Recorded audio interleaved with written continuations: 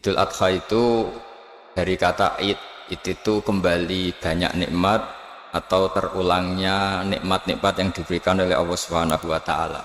Kemudian Al-Adha ini banyak yang mengatakan terkait dengan ibadah penyembelihan kurban, disebut Idul Adha atau Idul Kurban. Saya cerita sedikit tentang sejarah Idul Adha. Dulu ada seorang malaikat yang menjelma sebagai manusia, dan beliau ini komunikasi dengan Nabi Ibrahim. Sebelum saya cerita jauh, saya katakan juga, saya ingatkan lagi bahwa cara berpikir kita sebagai mukmin itu harus berpikir awal al-khilqah, awal kita dijadikan oleh Allah Ta'ala, yaitu Nabi Adam materinya dari tanah, nyatanya bisa jadi Nabi Adam. Kita dari sperma nyatanya bisa jadi manusia dengan konstruksi yang sempurna. Dengan cara seperti ini nanti bayangkan kekuasaan Allah yang tidak terbatas menjadi mudah. Saya teruskan, si malaikat tadi tanya ke Nabi Ibrahim, saya minta kambing kamu. Oh ya, silahkan, asal kamu melantunkan kalimat tasbih. Terus dibaca tasbih, indah sekali, merdu. Bisa minta tambahan kambing? Ya. Sampai beberapa kali. Demi Allah, ini baru kambing, baru hewan. Andaikan anak saya pun kalau demi Allah saya kurbankan. Singkat cerita, versi riwayat ini, suatu saat Nabi Ibrahim diuji dengan dimintanya anak untuk dikurbankan. Ketika beliau atas nama seorang bapak agak keberatan, terus diingatkan ulang oleh Allah Ta'ala, janji beliau, demi Allah anak pun saya kurbankan. Walhasil akhirnya beliau melakukan itu. Dan karena Allah hanya menguji, tidak niat betulan supaya anak itu disembelih, akhirnya diganti oleh kambing. Jadilah tradisi kurban itu pakai kambing.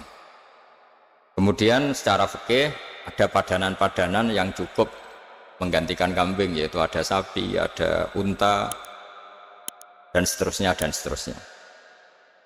Yang menarik dari sekian referensi yang saya baca, dan ini harus disosialisasikan lah. Sebagian versi itu adalah bahwa Nabi Ibrahim ketika diangkat di alam malakut, di alam langit sana, itu ketemu Allah, kemudian Allah tanya, Ibrahim, banyak hamba-hambaku yang durhaka, tidak tahu saya sebagai Tuhannya. Terus kata Ibrahim, usul ya Pak Amidhum, bunuh saja ya Allah. Setelah itu tanya lagi, ada yang zina, ada yang koruptor, ada yang pokoknya dosa-dosa yang buruk sekali. Dan di semua itu Nabi Ibrahim usul, mereka hidup di bumi engkau ya Allah, makan rezekimu ya Allah, maka mereka enggak sopan sekali, enggak ngerti engkau. Terus singkat cerita minta itu diadab, siksa.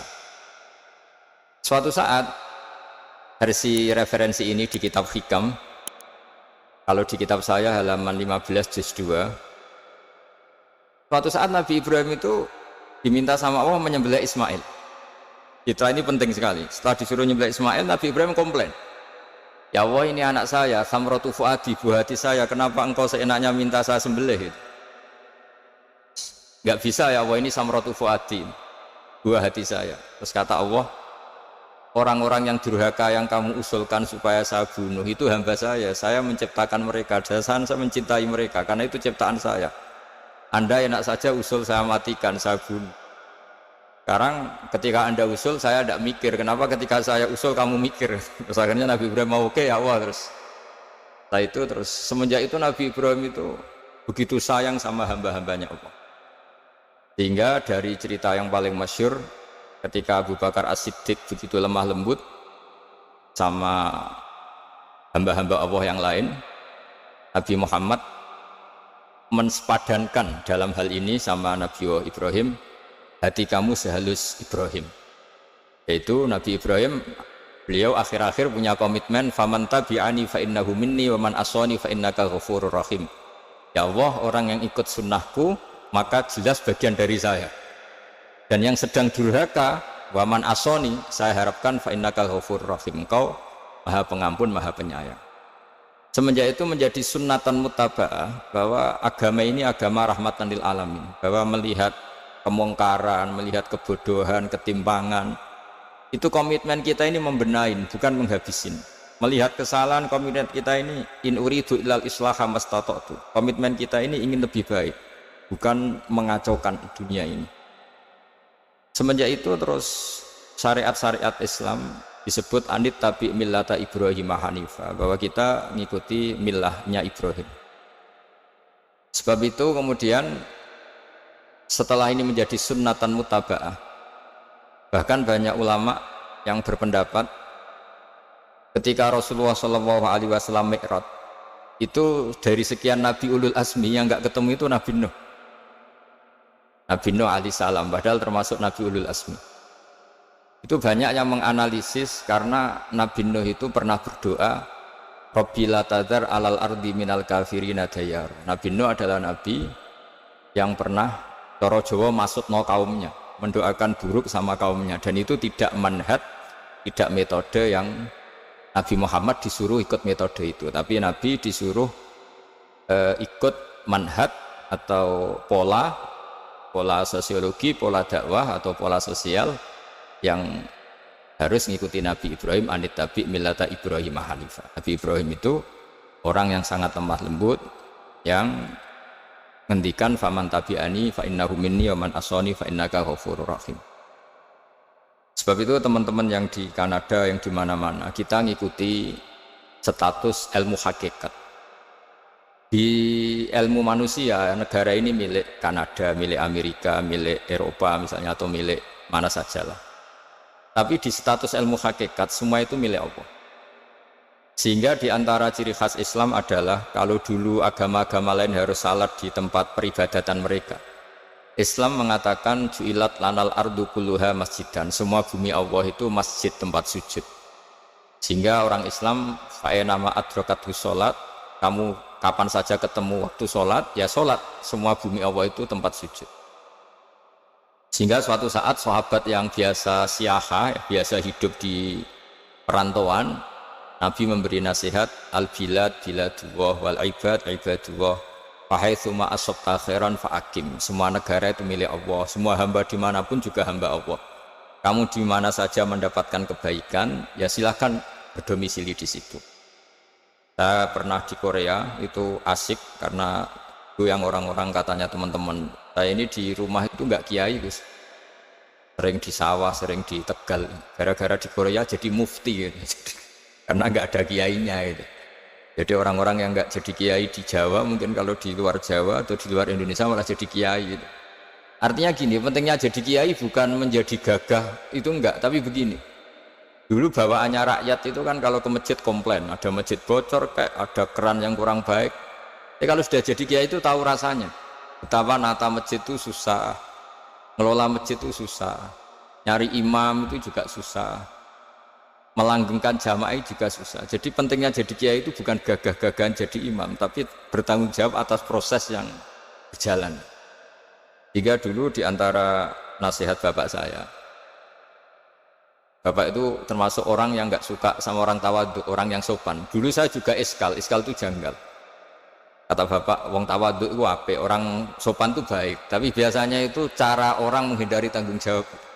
Disuruh jadi kiai nggak mau, tapi kalau ada kiai salah komplain. Disuruh jadi menteri nggak mau, kalau ada menteri salah komplain. Disuruh jadi apa nggak mau, kesannya tawadhu, tapi sebenarnya hanya menghindari tanggung jawab. Disuruh pidato nggak mau, disuruh jadi MC nggak mau, tapi kalau ada orang salah komplain. Jika kata bapak tawadhu itu baik, asal tawadhu betul, tapi kebanyakan nggak, tawadhu itu menghindari tanggung jawab sambil cari salahnya orang lain. Nah, ini yang tawadhu yang akhirnya kurang baik.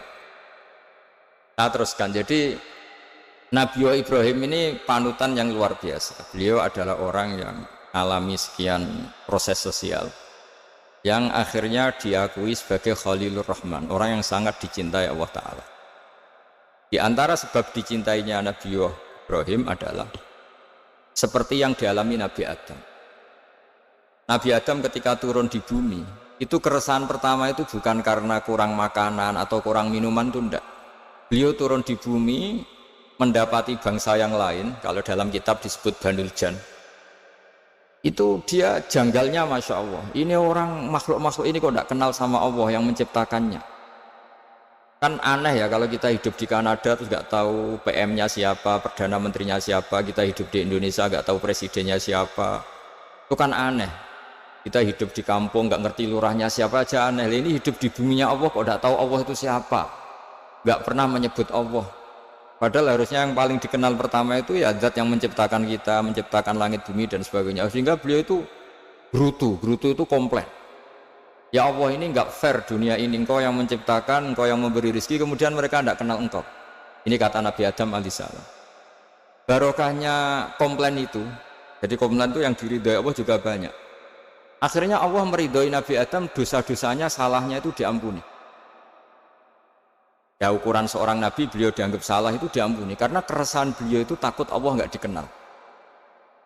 Nah, masjid yang di Kanada, di Montreal juga ketakutan kita ini jangan sampai orang Islam tidak punya tempat ibadah. Meskipun setelah punya tempat ibadah, ketakutan kita jangan-jangan ibadahnya tidak sesuai sunnah Rasul. Setelah sesuai sunnah Rasul kita takut lagi, jangan-jangan memaksa sesuai tapi karena ingin benar. Dan setelah ingin benar, takutnya secara tasawuf ngimani kebenaran itu, bukan ngimani rahmatnya Allah tapi ngimani kebenaran itu. Aslinya jadi ujub.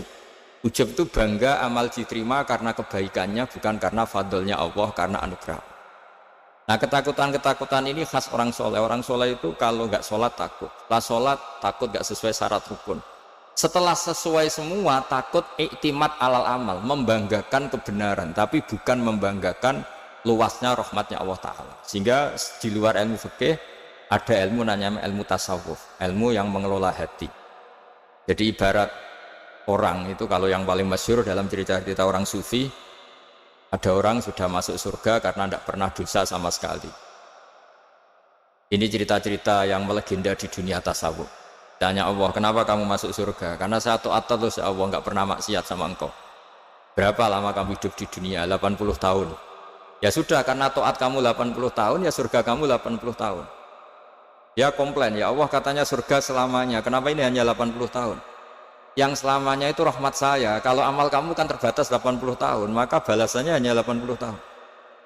Nah, semenjak itu beliau sadar, oh ya Allah, masuk surga itu fadlmu, anugerahmu, amal saya tidak ada bandingannya dengan surgamu. Nah, ini jadi sehingga keyakinan ahli sunnah wal jamaah diantara ciri khasnya adalah masuk surga itu karena fadlnya Allah, karena anugerahnya Allah. Maksudnya itu oke, kita amal, tapi amal kita tetap terbatas, tidak memberi kontribusi pada kerajaan Allah, pada kedikjayaan Allah sebagai Tuhan. Yang tidak terbatas adalah fadlnya Allah Subhanahu wa Ta'ala. Nah, keresahan-keresahan ini kemudian yang diwariskan oleh para nabi ke ulama-ulama. Di keresahannya ulama itu mirip-mirip keresahan nabi. Nabi dulu itu sampai dakwah, sampai sosialisasi kebenaran itu takut Allah itu la yuzkaru fi mulki, Allah tidak disebut, tidak menjadi aktor. Kan tidak fair kita misalnya nempat di negara orang terus nggak tahu duta besarnya siapa, terus kalau ngurus paspor di mana, ngurus visa di mana. Ini sama, kita hambanya Allah tapi nggak pernah ngurus status kehambaannya. Harusnya kita ngurus status kehambaan kita dengan sholat, berarti kehambaan kita hidup.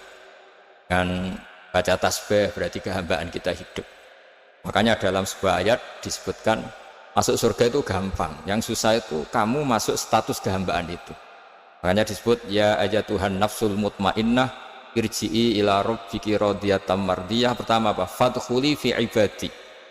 Kamu harus masuk status sebagai hambaku dulu, baru wadkhuli jannati, baru kamu masuk surga. Jadi orang boleh nikmati fasilitas negara lain kalau visa paspornya disahkan. Orang boleh masuk surga kalau status kehambaannya disahkan oleh Allah Subhanahu wa Ta'ala. Nah, lalu status kehambaan itu dimulai dari mana? Secara fisik kita sujud. Anggota tubuh yang begitu terhormat namanya kepala kita tundukkan kepada Allah Ta'ala. Hati kita, akal kita yang ingin menguasai dunia misalnya, ambisi itu kita kalahkan untuk hanya tunduk kepada aturan-aturan Allah Subhanahu wa Ta'ala. Kekhawatiran kita akan menghadapi alam akhirat, nah ini yang penting. Nanti setelah kita mati kayak apa, jadi debu, jadi tanah, lalu bangkit kita gimana? Sebagaimana mukadimah saya, ingatlah an-nas'atil ula.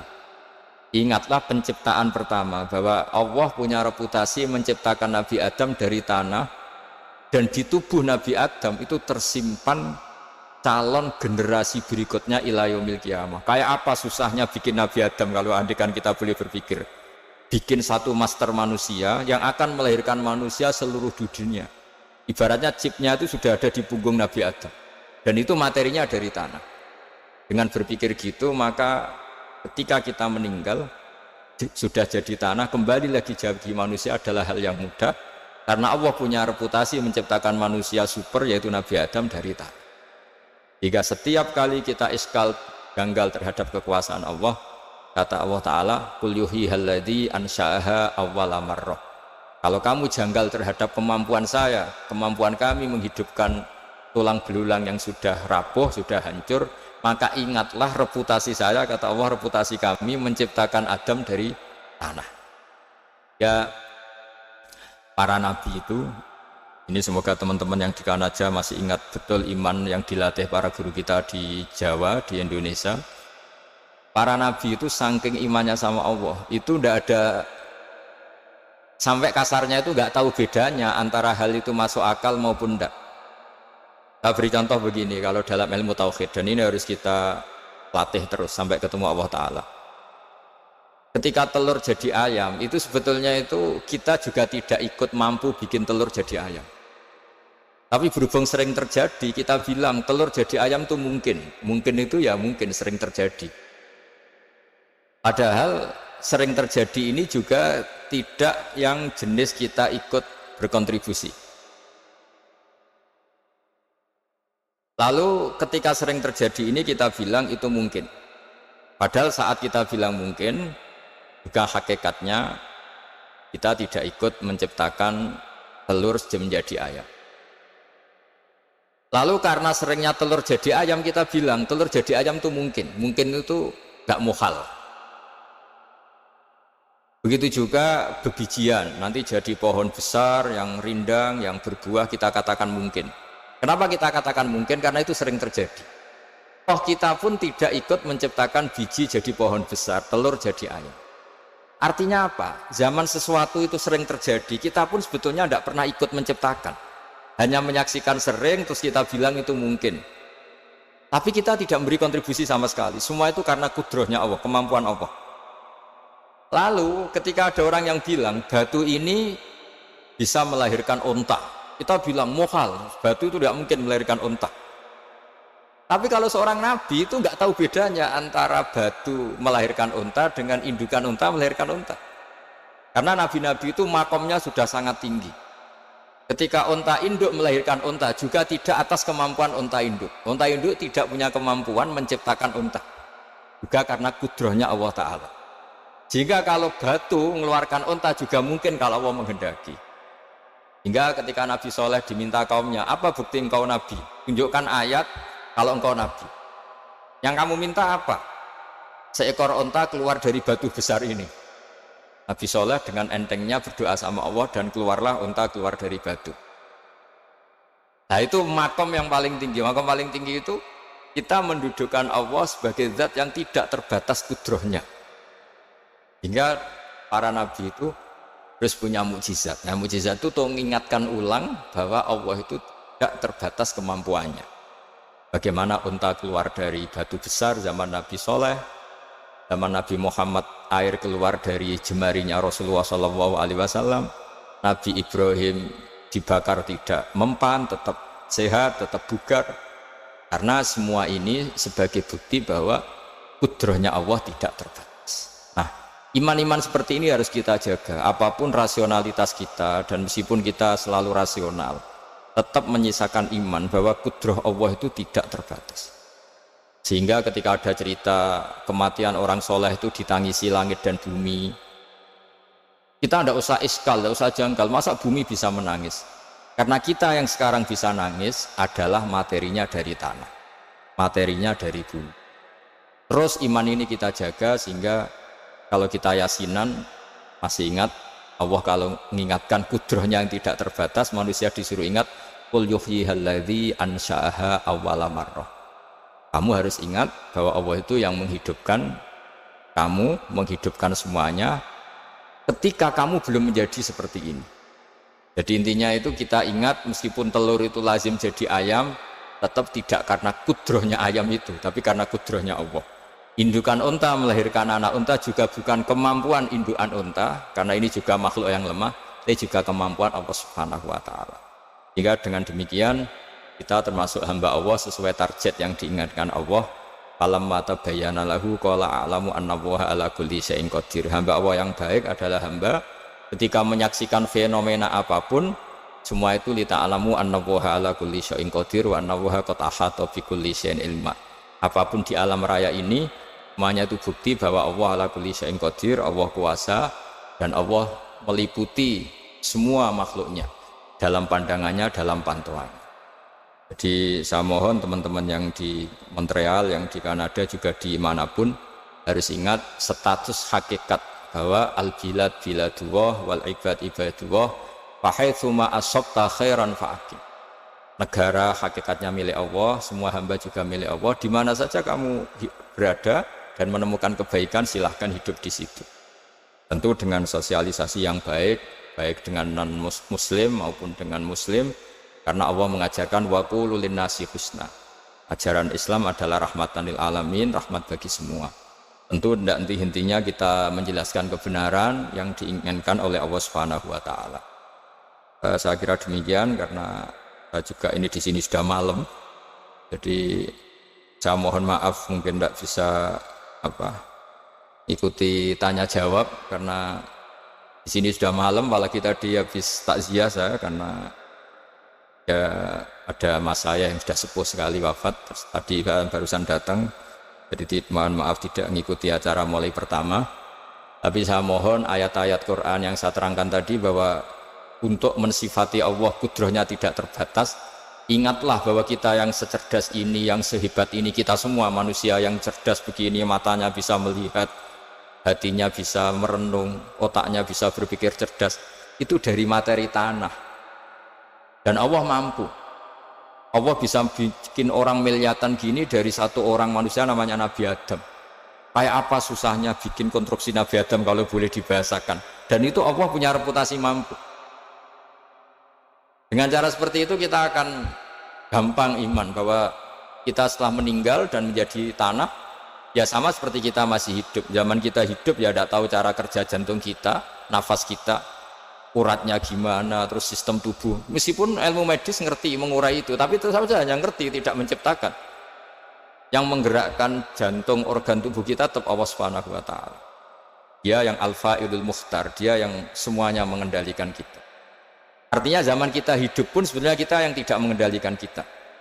Nafas kita ya dalam kendali Allah, ikhtiar kita dalam kendali Allah. Sama setelah kita mati juga dalam kendali Allah. Ya, guru-guru kita semuanya melatih inna sholati wa nusuki wa mahyaya wa mamati lillahi rabbil alamin. Hakikat ibadah kita, hakikat hidup kita, hakikat mati kita, semuanya tidak dalam kendali kita, semua itu dalam kendali Allah Ta'ala. Dengan demikian terus kita insya Allah ingin jadi hambanya dulu, baru setelah jadi hambanya baru sah menjadi ahli penghuni surganya. Wadkhuli fi ibadi baru wadkhuli jannati. Masuklah berstatus sebagai hambaku, baru engkau kalian semua layak menjadi penghuni surgaku. Mohon maaf atas semua kesalahan. Billahi taufik. Wassalamualaikum warahmatullahi wabarakatuh.